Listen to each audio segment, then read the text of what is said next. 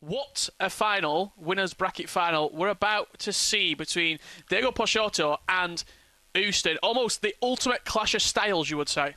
Yeah, definitely. We have Diogo Peixoto. I think, again, similar to Oli Bolli, I don't think he gets the amount of respect he deserves. I feel like he's been a fantastic player. He's very consistent. Again, offensively, he's very solid as well. But Ustun, again, you saw from his interview, you can see the confidence. He backs himself going forward, and I think it'll be an entertaining game. Yeah, absolutely. I'm really looking forward to this one. But as Mike alluded to, these two did match up in Singapore. Let's have a little closer look at that game, which Ustun did come out victorious in. The main thing I want to talk to you about this, Ryan, not necessarily the match itself, but when you've beat someone in a previous installment of FIFA, how much does that play into your mindset and your psyche when you match against them again? It can work both ways. Of course, you can gain the confidence from that, but then again, you could end up becoming a little bit complacent because of it. Or you could think, on the other hand, if you can think more negative, you're sort of thinking, oh crap, I've beaten him before. He sort of knows what I'm going to do, so maybe he's sort of researched, done a lot of things to learn how I played against him, and it's perhaps made him a better player. So again, it could work both ways, but for Ustun, I know how he is. He's extremely confident, and he'll be backing himself for sure. I seem to remember particularly Ustun, that event, it was basically on a big stage, and to get onto the stage to play, you got to walk off, and then we were sat off the stage, if that makes sense. We were commentating, and we finished commentating. He walked past me, and we had a little chat after the game, and it was just that was one of the hardest games of FIFA I've played. I couldn't get my chances, I couldn't score. I had to work so hard to just create chances. Both of these two players have been unbeaten in this qualifier up to date. Question for you, Ryan. Typically, when you've got a very defensive player versus a very attacking player, who comes out on top? This is a game, in my opinion, whoever scores first will sort of assert their dominance. As you said, it's attack versus defense, and the defensive player, if they score first, they sort of know that they can rely on just sitting a bit deeper, and the opponent will have to force their way in to try and break them down, try and get a goal, and then they can beat them on a counter-attack. Whereas if Ustun scores first, it's sort of where the opponent, their game plan goes out the window. They feel like they have to score to get back into the game, so that defensive plan sort of peters away, and it allows Ustun to slowly break and whittle the defense down, and it ends up, in my opinion anyway, in most of the games that he's played, as Mike mentioned, it ends up being sometimes a 10-goal thriller, and hopefully we'll be able to see a lot of goals. One thing I did want to point out as well, I don't know if you saw in, I think it was Ustun's team, Prime R9. Yeah. Did you see that? Prime R9, 15 million coins. He only came out 48 hours ago. Prime R9, he's got Prime Petr. I think Petr, for me anyway, was a fantastic goalkeeper. Shot stopping, he was amazing, but from crosses, he was a bit weak because of his traits. It's cautious with crosses. But Prime R9, he's paid 15 million. He wants him to make a difference. And if you've got the coins and you're in a final where you can achieve so many points and prize money, it's definitely worth the investment. And he'll be hoping it pays off in this game. Yeah, absolutely. I saw that, and I had to rub my eyes for a second. I know I've commentated a few games, but Prime R9 already, he must be one of the only players in the world to have got him in his team. When you actually think about the chance for that to happen, someone's got to have packed R9, Prime R9, and then he has to be the first player to try and snipe it, because I guarantee there's a lot of people wanting the hands on 96 Ronaldo.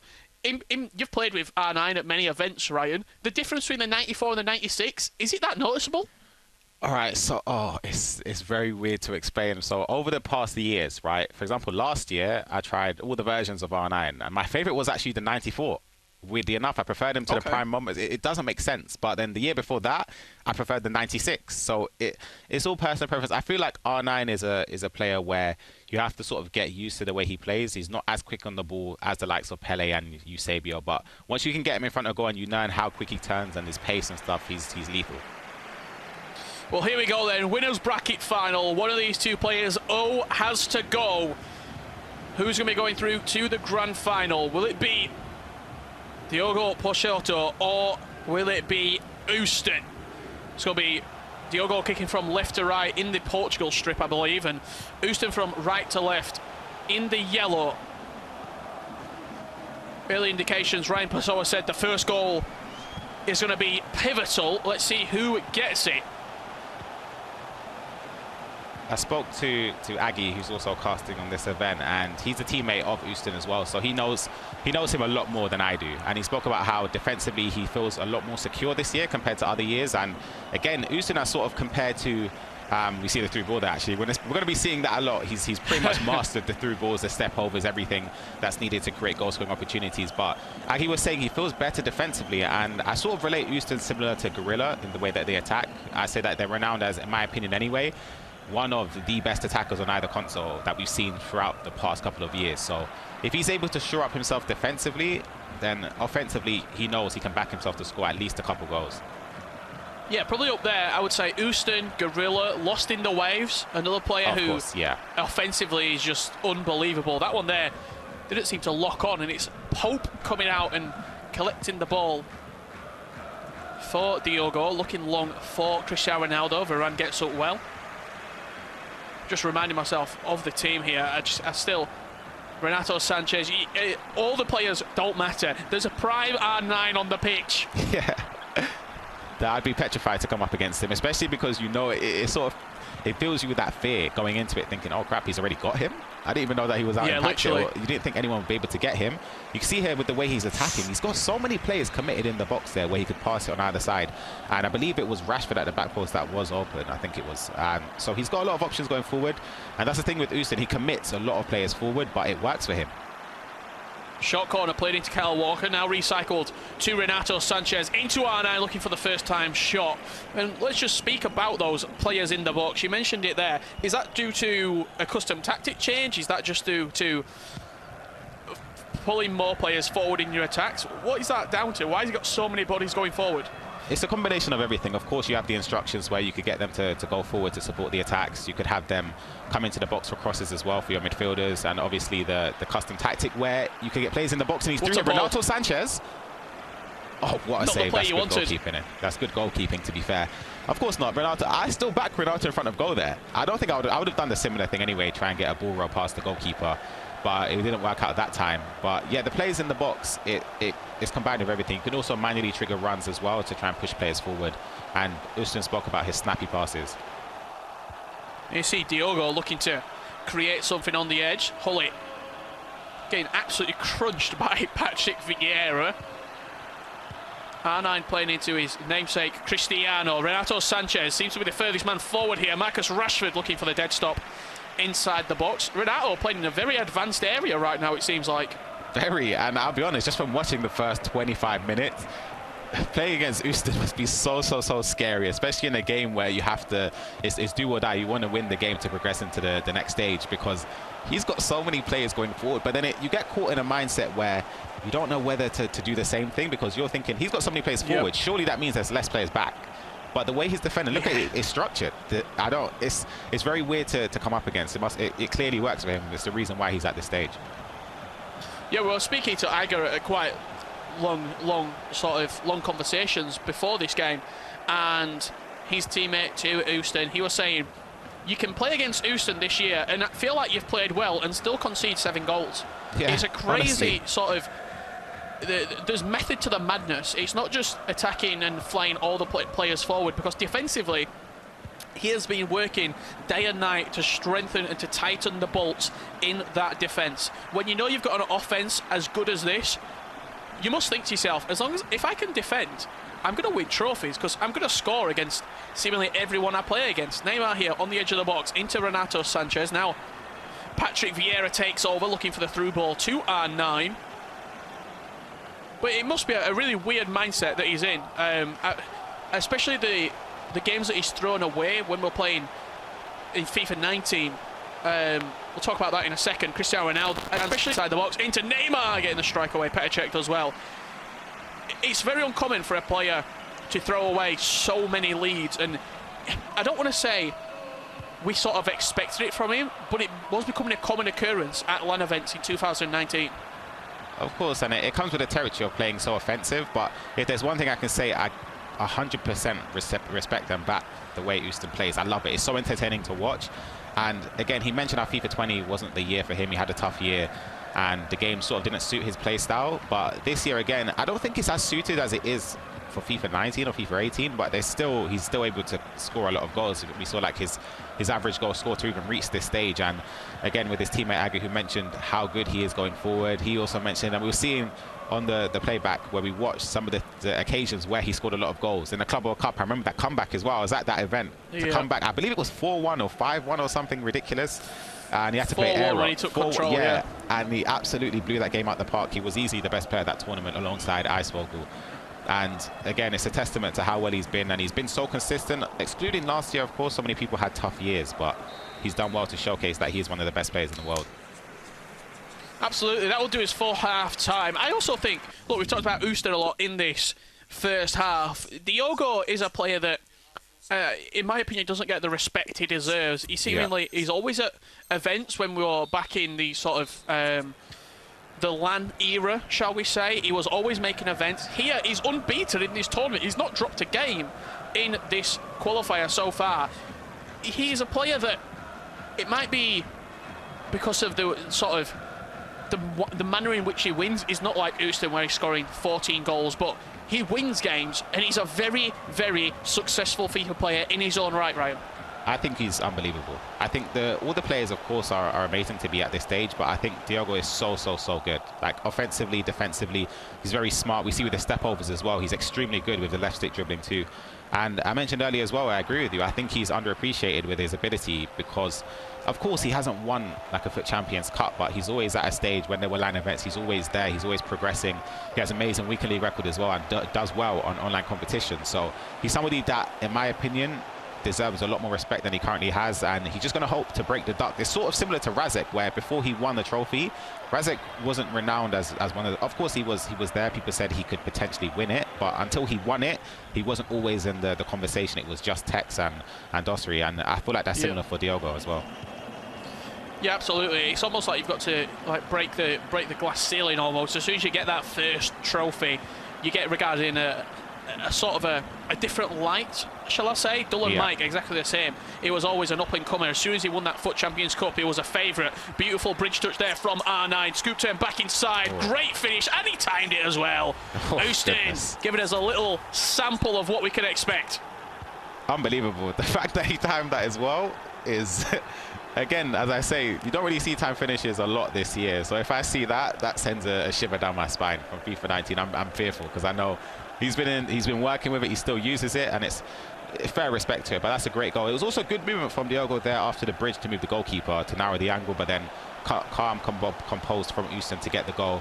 And I think that's onside. Hullet's onside if he's got the strength to get away from Kyle Walker. A couple of ball rolls inside, step over, creating the space, and a great save from Petr. Corner whip straight into the box. It's going to be a Ustun header. That will time green as well from Diogo. Wow. Clearly I'm missing something because I've turned time finishing off since last year. I mean, we've seen two greened, one goal, and then if you connect with that header and you time it green, it's probably going in realistically. Yeah, honestly.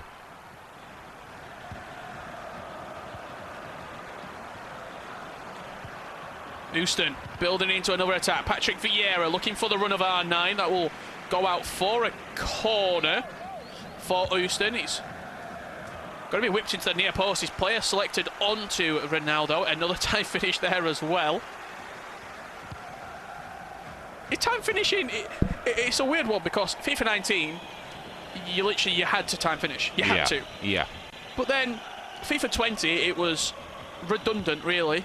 It wasn't as useful. This year, I see a few people using it.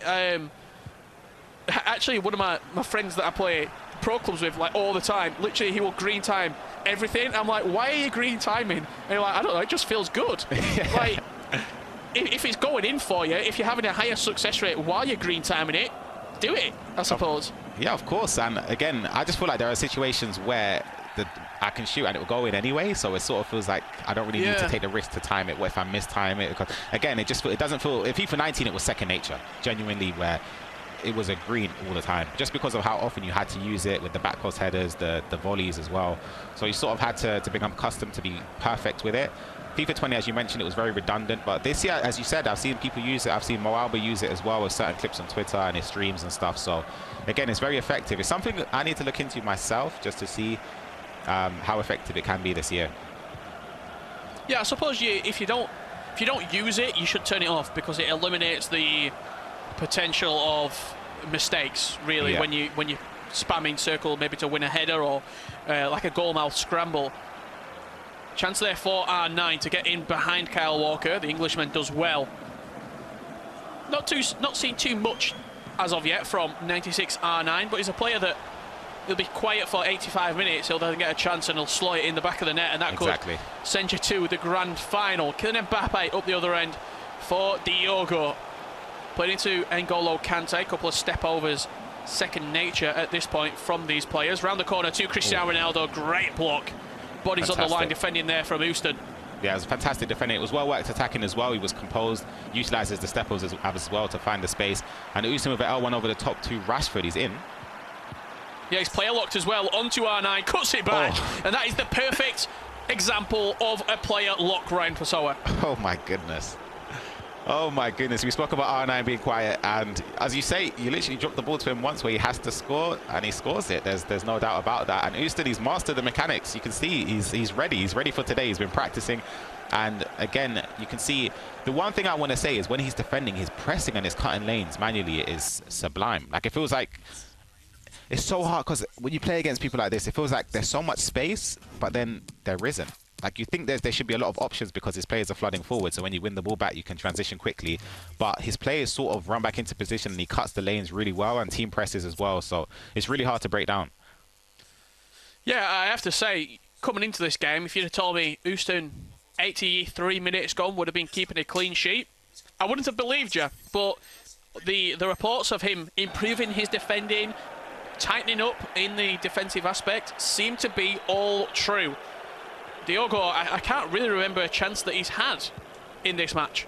No, Aki was right. Aki knows best. He knows his teammate more than anyone does, and he said how his defense has improved. And you can see here, when he team presses and stuff, it's really hard. Like, he's definitely mastered a lot of the things here, even though Diogo's in here. It's a chance. Mbappe, couple of step overs inside the box, looking for the pass to the back post, and again just sort of crowding it out in the end.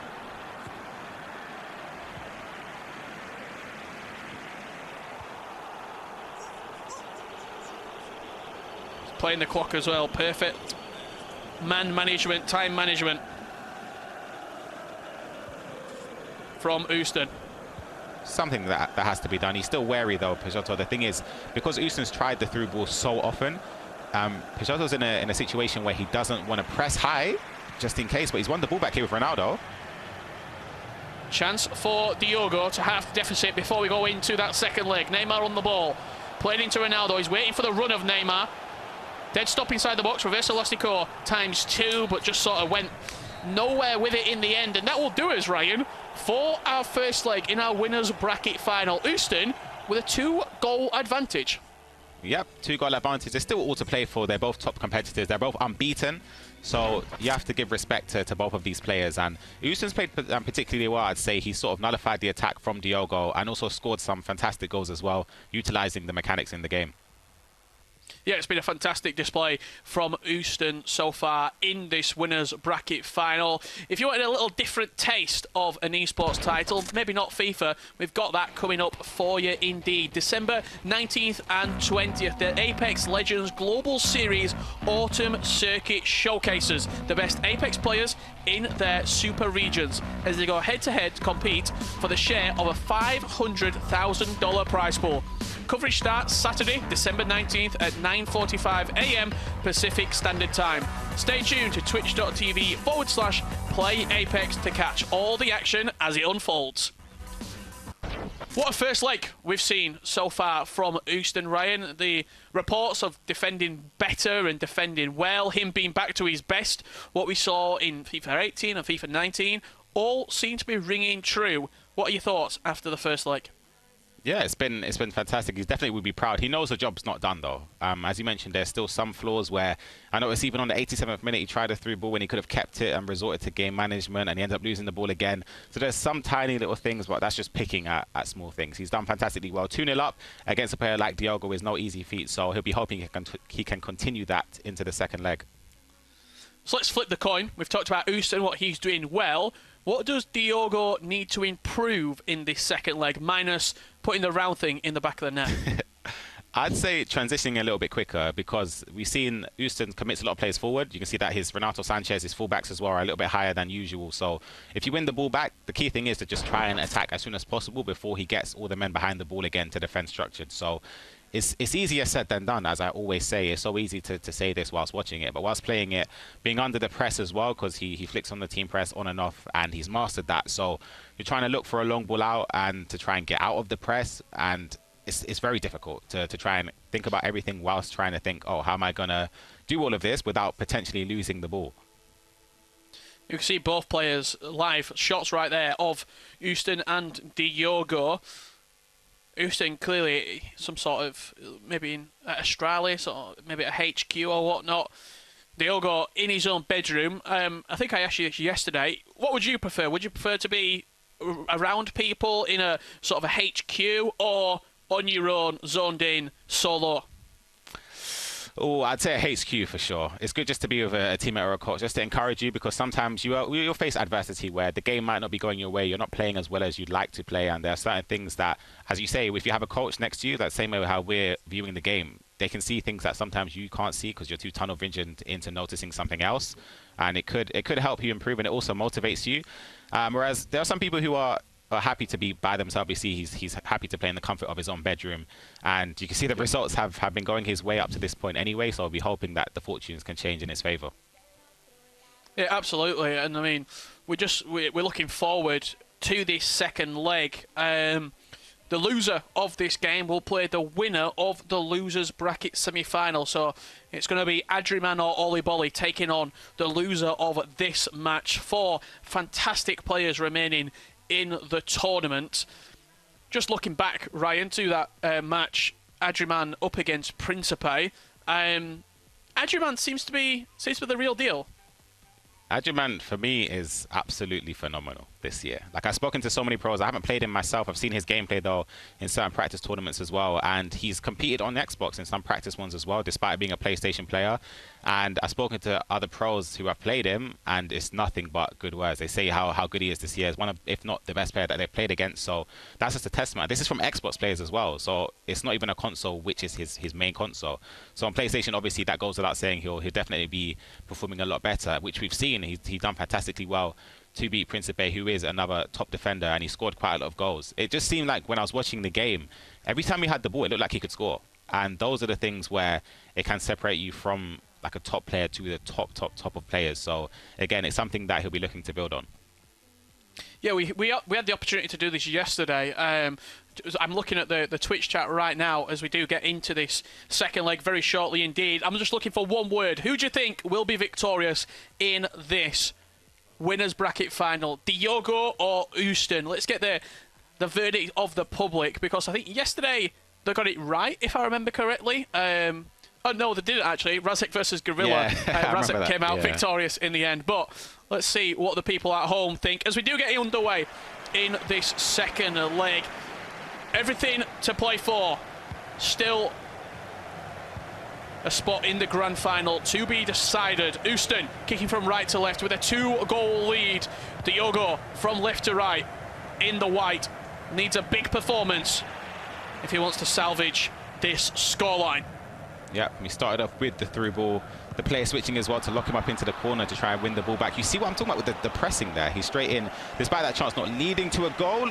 It almost did. He almost lost the ball there, Diogo. But again, with the pressing, he's very smart with it. He keeps switching to and from a player to sort of run towards him, switch to block the other lane, and then switch back to try and press you in.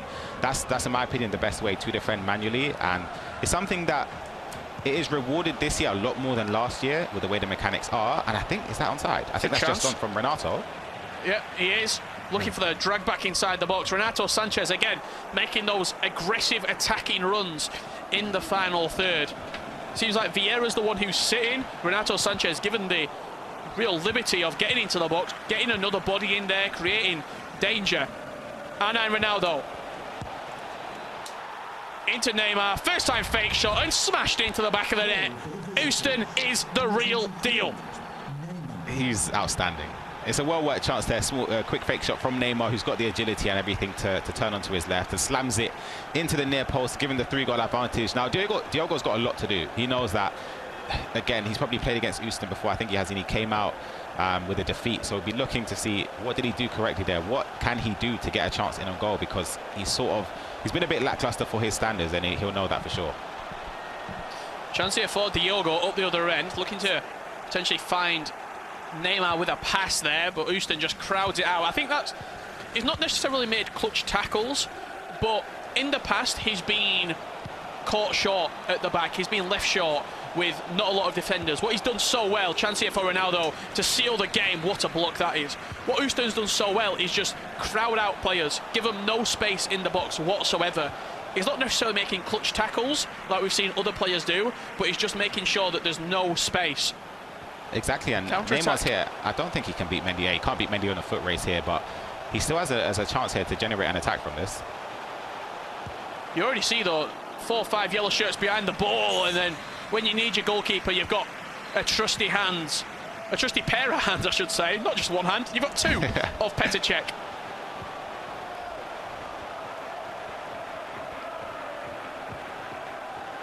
Corner was played short. A real slow build-up here from Diogo. Mbappe needs a goal, does Diogo. Let's give him a little bit of hope in this winners bracket final. If he does lose, he'll be going down to the losers bracket final. He's onside, St. Maximin just off. Just wait a second early. Yep, just a second, and you see Petr Cech there with a great save. I did mention the shot stopping. I felt like Petr Cech arguably was the best shot stopper. I've used his mid version, but as I mentioned, he has the trait cautious with crosses, and crosses this year, when you've got CR7 and they swing it in at the near post, you want your goalkeeper to come for it, and Petr Cech doesn't usually do that, so it's a bit risky, but with the shot stopping he's phenomenal. And again, contrary to for Diogo, with his goalkeeper movement, which sort of stopped that 4th goal going in from Ustun, which ended up being blocked, he sort of forced him into taking the ball a bit further away from goal than Ustun would have liked, because he moved the goalkeeper correctly and he blocked the angle, so he's able to block it as well, which is something that you have to give major credit for. Yeah, absolutely. If you're using Petr Cech, you're probably gonna take the positive of the shot stopping, but also the crosses are a big sort of sticking point for my goalkeeper. I want my goalkeeper to come and be dominant in the box, whether that's from drill crosses across the area or from lofted corners into the near post. Ustun deep inside Diogo's half here, does win himself a corner. 3rd of this game already completed, and Ustun is in the driving seat. You got to think one more goal, this game is all but over. 3-0 is a scoreline that you can turn around. Diogo giving a pause there, not happy with something that he's seen on the pitch right now. Renato Sanchez looking for Neymar. Is that going to be a penalty? Oh my god. Oh my god, I thought that's a Stonewall pen, surely. Rasher with a couple of bridge touches, another risky tackle there in the box. You see penalties gave for that, Ryan? Absolutely. There are times when I literally brushed the shoulder. The player he's still carrying the same momentum when he was running with the ball, and it's given away as a pen. So you think there, I know that, well, I don't 100% know, but I think that pass wasn't even aimed towards Neymar. It was aimed for the player running just behind, and it still worked out. It led to an opportunity, but he was very fortunate there to not give away a pen, Diogo. And again, we might be sort of praising Ustun a lot here, but this is the first time I personally have seen Ustun. I've been commentating Ustun's games for coming up on 3 years. Have seen him this good defensively. It's quite a shock to the system, and I'm sure he'll not mind me saying that. But you expect 7-5s and 8-6s and 9-7s. For him to be 3-0 up coming into half-time in the second leg is just complete turn of pace from what he's used to. Chance could be in there on the far side. Semedo comes across. Mbappe started out really wide, stands up strong to the tackle. Yeah, and as you mentioned with Ustun, he's come a long way. He's started to become the most complete player because you can see his offensive ability combined with being defensively structured. It's always going to result in great things. And Diogo as well, as I mentioned, in my opinion, again, a fantastic attacker and defender. So he's more, dare I say, complete, but he's starting to, in this game, trying to get a foothold of the game towards the end of the half, but still no success. Yeah, that will do us for half-time here in our first leg. Ustun, 45 minutes away from a grand final and having that all-important winners bracket advantage in the grand final as well. Diogo cued that pause on what, like the 30th minute? That's the first time the ball has gone out, so it will be a lot of changes used here for Mr. Diogo Dpeixoto.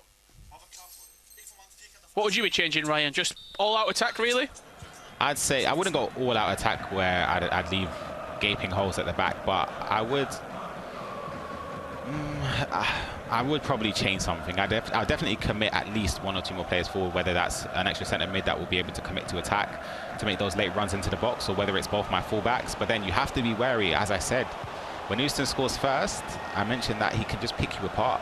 And you don't want that to happen because you never know. Anything can happen. He could get a red card. You could get 2 lucky goals to bring you back 3-2 within. It's only a 1-goal advantage to Ustun, so you don't want to just throw everything yet. Neymar here inside the box for Diogo, looking to create that one pass. That's a woeful pass from Phil and Mendy, taking all the momentum out of the attack.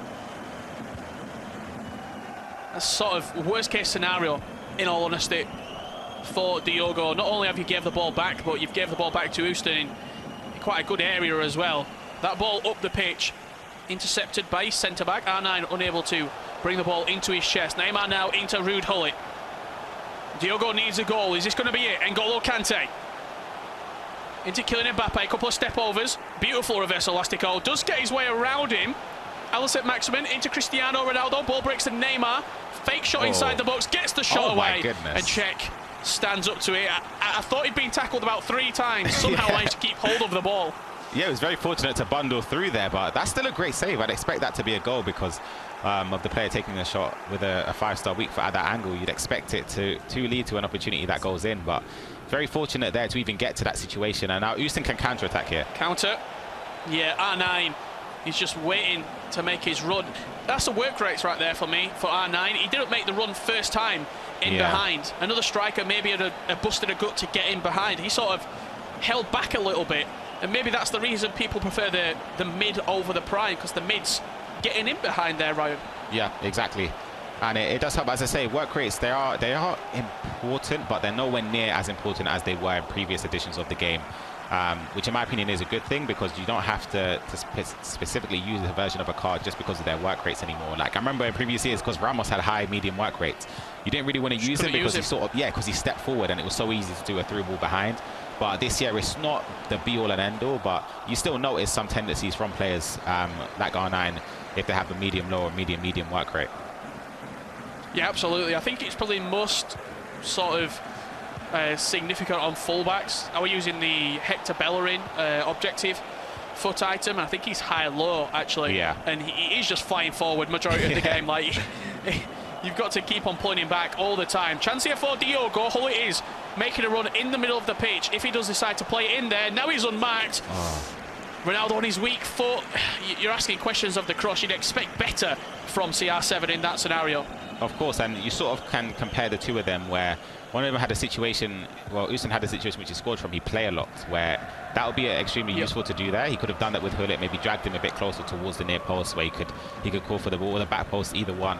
And that's sort of a thing where you can see Ustun perhaps has had a bit more experience in trying to learn the new mechanics, because we see, in my opinion, every year, the things that are added into the game usually sort of separate the difference between the players, where, for example, time finishing on FIFA 19, that was the go-to thing, and that was the first year it was in. This year, the first year we got the player lock. We see how important it is and the creative runs as well. And is that a chance here? This could be a chance for Diogo here.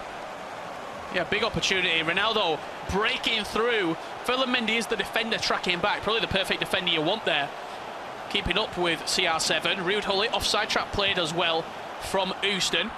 Vieira just does enough to slow down the attack, dispossess Ruud Gullit, and maybe even a counter-attack on the cards Decides to keep hold of the ball there, does Ustun. Shows a little bit of that maturity that he's garnered over the years of playing in big stakes competitive matches. I think if Diogo scores from that attack, there's a chance that he gets back into the game, but 3-0 down with 15 minutes left to play. Indeed, a Christmas miracle. Yeah, honestly, I feel like it is probably game over. I don't want to jinx it because I know how it's been recently when I do say things like that, but Ustun should be so proud of this performance. Honestly, I feel like defensively, even that chance there which he gave away, the way he offside trapped, the way he pressed as well, manually cutting the lane, is so you just have to commend it, in all honesty. And Diogo, been hoping to build on from that performance, from this performance, sorry, in the loser bracket. He still has that safety blanket, but he'll definitely be disappointed with this result. Yeah, real top-class performance that we've seen here from Ustun. There was a lot of talk about Ustun coming into the event. Anyone who's played against him, he seems to be the man to beat on PlayStation. But I wasn't expecting this level of performance defensively from Ustun. You sort of put him into the box of attacking players, and he's shown a real complete performance. Almost, you would say, Tex-esque, the way that he scores his goals, but then also he's done a very good job of killing the game, keeping possession, very similar to what Tex was doing sort of FIFA 19 when he beat Ustun in Singapore. Yeah, exactly. And again, it's just the discipline. You see, he's kept the ball here for the last 15, and he had to resort to game management. But this has to be done at this level of the game. You don't want to. It's very easy to, after you lose a game anyway, you've been in situations where you're 2 goals up, you're thinking it's all done and dusted, and then you try and attack, you concede, it's 2-1, and he's back in it, and then you concede again. And the worst thing is to lose from those positions. So being 3-0, he knows that he doesn't need to score again. He's in control. Diogo has to commit a lot more players forward, and he can just bide his time, keep the ball, keep possession, be more disciplined in defence and midfield, and just wait for a chance for a 100% goal-scoring opportunity to open up. Yeah, he's not even allowed him to have the pause, has Ustun. What a performance from Astralis' Ustun. You see him sit back in his chair, high fives all round. August Rosemeyer smiling from ear to ear right now. What a performance from Ustun. Love heart to the camera. He is guaranteed a top 2 finish, guaranteed a spot in the grand final. In all honesty, maybe the most complete performance from a FIFA player I've seen this year.